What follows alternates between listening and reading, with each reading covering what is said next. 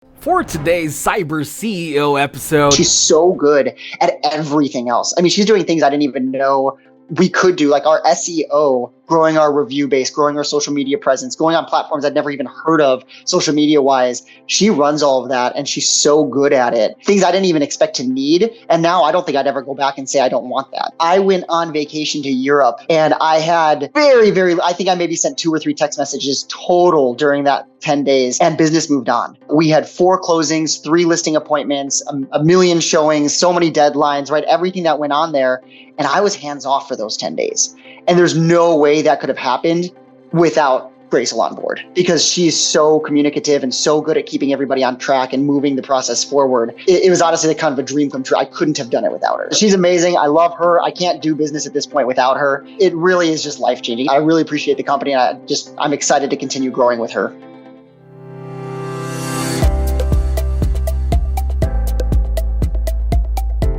welcome to Cyber CEO, wherein we talk about how our cyberbackers helped our cyber CEOs take their businesses to the next level. Cyber CEO is powered by Cyberbacker, the world's leading provider of admin support services from anywhere in the world to anyone in the world. Please visit our website www.cyberbacker.com for more details.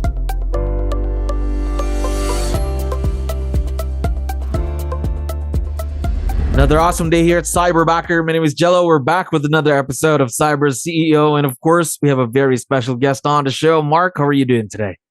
I'm good. How are you guys doing? Yeah, I'm doing wonderful. Thank you very much for asking and for giving us your time. I know you have a lot of things to do. Really appreciate it. Now, start things off to let you know we have a lot of listeners who are business owners just like yourself. So I need your help. Can you tell us something about yourself and your business, Mark? Sure. So we have a small team in Southern Colorado. It's myself as the rainmaker. We've got a buyer specialist and then our absolutely fantastic cyberbacker. There we go. So if you don't mind me asking, how long have you been in the business again? I started real estate in 2016. 2016. So if my math's right, around 7 years. Am I right? Yeah, that's right. There we go. Okay. Now, what pushed you to try real estate, if you don't mind me asking? Yeah, my wife and I were expecting our first child, and I was a high school math teacher, and we wanted her to be able to stay home with the kid. So we realized that teaching didn't really pay all the bills in the lifestyle we wanted. So I had a friend that was in real estate, and she encouraged me to give it a shot. And 4 years later, I actually transitioned out of teaching and did full-time real estate. Wow, there we go. And now growing the business, of course. Quick question. How about virtual leverage? Of course, working with someone virtual. Is this your first time to do something like this? Yeah, it's the first time consistently working with somebody that I can't go knock on their door and check on them throughout the day. That's right. So you can't really knock on the door, can have coffee together. But right. Was it a big change for you personally? Because I know in the business, we were all kind of used to working with people that we could meet or people in the office. How did it go for you? How was it change? Was it a big one? I was really nervous at first. I felt like when I was going into it, like I had to hire somebody local. It had to be somebody I knew and could really keep accountable. But then the more I thought about it, COVID really helped this situation, right? Because during COVID, all of us got used to this virtual platform like what we're doing right now. And so I said, well, for cost purpose and things like that, it just made a lot of sense. And I think I could get over that hurdle. And I got to say, it's not a hurdle at all. We jump on video calls almost every single day. She's a phone call or a text message away. And really, especially in real estate, that's the game anyway. You're rarely in the same room with somebody that you're working with. It's almost always they're across town or in a different building or in a different room. And so to have a phone call or a text message, whatever, it's no different at all. I totally agree with you there. So not really a big difference again, but talk to me more about your cyberbacker then before going through the interviews on Zoom, communicating with our cyberbacker team about, of course, the task list, the things you needed help with. Talk to me about that whole process. How did it go for you? Yeah, so when I originally reached out to Cyberbacker saying I was interested, you guys took a whole list of what I was needing. For me, I had an amazing transaction coordinator before I reached out to Cyberbacker, but it was all she was doing was transaction coordination. And I wanted so much more. I needed a full-time at this point and somebody that could kind of take my business to the next level. And the process you guys went through made it super easy. I mean, I gave you that list. I think it was like a week later. You said, okay, here's 5 viable candidates. We jumped on Zoom. I got 2 minutes to talk to each one of them. And he said, okay, pick your top two and you can have like another hour-long conversation with them if you want. And for me, it was easy. I said, I don't even need that. 𝗙𝗯𝗋's the one I want. She's perfect for what I'm looking for. And we skipped the last section of the interview anyway, and she's been amazing since. There. How did you make the final decision though to partner with 𝗙𝗯𝗋? Again, you talked to a few people, a few candidates, a few cyberbackers. Why did you choose her? So one, it was, just to be frank, her ability to speak English is top notch. There's no difference between her talking versus somebody, because if I need her to make phone calls or whatever, it just needs to be a really clear and concise conversation. And she's just really good. And most of the people you brought on were really, really good at that.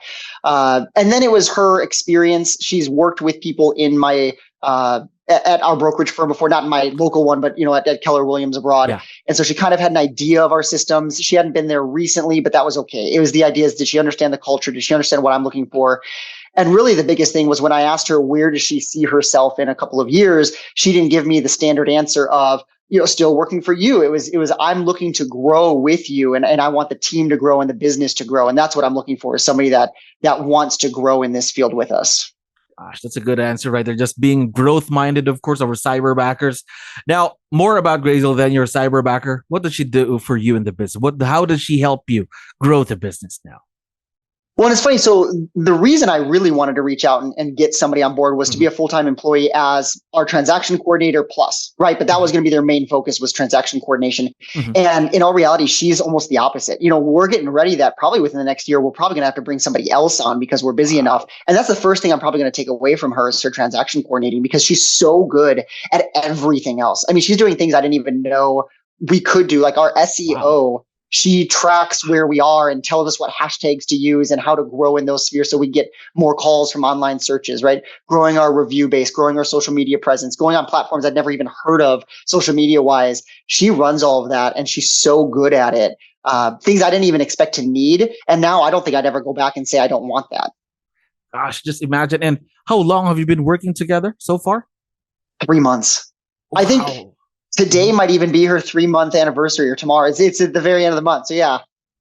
So they're just 3 months in. A lot of the she's already done a lot for the business in just a short amount of time. Imagine what you guys can do, let's say, in a year's time too, right? Exactly. Yep. Gosh, that's the exciting part.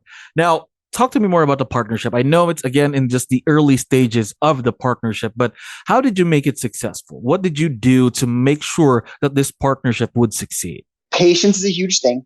I've always been taught to hire slow, fire fast. However, there's going to be hurdles. And so it's, how can you minimize the hurdles? How can you make sure that you're growing together, giving chances, making opportunities for both sides? I tell my team almost every single day to go out and make a new mistake. Right. Because every time we make a new mistake, we don't have to repeat that mistake and we can grow together. And so every day that 𝗙𝗯𝗋 comes in and she does something, maybe in a way that I wouldn't have done it, it's not always a bad way to do it. It's just different than maybe what our processes are looking for. It's never bad, right? I always tell her it's bad if you do it 3-4 times in a row the same way, but that's not an issue, right? You learn the first time, you make a new mistake the next day so you can continue to grow together. And so that's really how our partnership has gotten a lot stronger. Is just, she's patient with me. The fact that sometimes I tell her things that just the way I say it makes sense to me, but doesn't make sense to anybody else. And she's patient with me, and then I can be patient with her. And I know it's going to be a successful relationship long-term. There we go. And I think that goes both ways, the patience part, because again, it's something new for them, something new for you as well, working with someone who's virtual. But how does communication play a part in that, with the patience and this partnership as well? Honestly, as I kind of already referenced, communication there's no hurdles to it compared to anybody else. No, I'm not going to sit down and have a cup of coffee with her, but I don't know how often I do that with anybody anyway, right? And so, having her on the screen doing video calls, and then, our buyer specialist, she'll video call, all 3 of us will be on together consistently. We do team meetings every single week. We text each other 100 times a day, right? It's just communication, just being upfront, making sure things are smooth, but it's not a hurdle in any way. There we go. So really, communication is very, very important in any kind of partnership, may it be virtual or not. Now, talk to me more, about the impact though. That's my last question. I know it's only been a few months that you've been working together, but what's been the impact of virtual leverage in your business so far? Yeah, so we started the team 3 months ago. I was solo agent for 6.5 years, doing high volume transactions, things like that, hustling, 10 to 12 hours a day minimum. Wow. That's why it was time to bring somebody in, right? I went on vacation to Europe, and I just got back last week after a 10-day trip to Europe. And I had I think I maybe sent 2 or 3 text messages total during that 10 days, and business moved on. We had 4 closings, 3 listing appointments, a million showings, so many deadlines, right? Everything that went on there. And I was hands off for those 10 days. And there's no way that could have happened without 𝗙𝗻𝗄 on board, because she's so communicative and so good at keeping everybody on track and moving the process forward. It was honestly kind of a dream come true. I couldn't have done it without her. Gosh, I think all business owners would love that, being able to have vacation, not being hands-on, just trusting someone to get things done while you're out, right? Yeah. Gosh. Now, Yeah. one last thing. For sure, once we have this online, 𝗙𝗻𝗄's going to be able to listen and watch this. So I was wondering, do you have any special messages or a quick shout out you'd like to give out to her before we end? Oh, she knows it. She's amazing. I love her. I can't do business at this point without her. I look forward to, waking up every morning, and she's going to have a list of tasks that I need to get done that day. And it really is just life-changing. And if anybody's thinking about, do I want to go virtual or not? The reason I jumped into it really is there's no negative to try it, right? Try going the virtual route first. Cost effectively, it's just a better option. And then you still get that personal connection with people. You could always terminate, right? We can always just say, do you know what, this isn't for me and I need somebody local, but I don't foresee going that route anytime soon. So 𝗙𝗻𝗄's amazing. I really appreciate the company, and I'm excited to continue growing with her. There we go. Now, we are also looking forward to seeing the continued growth and success of this partnership. And of course, Mark, thank you very much for dropping by today. I had fun talking to you. Yeah. Thanks for having me on. Thank you for listening to our daily dose of CyberCEO. Stay tuned to know more about how Cyberbacker creates a difference in this digital time and age. You can visit our website www.cyberbacker.com and follow our social media pages on Facebook, Instagram, LinkedIn, YouTube, and Spotify.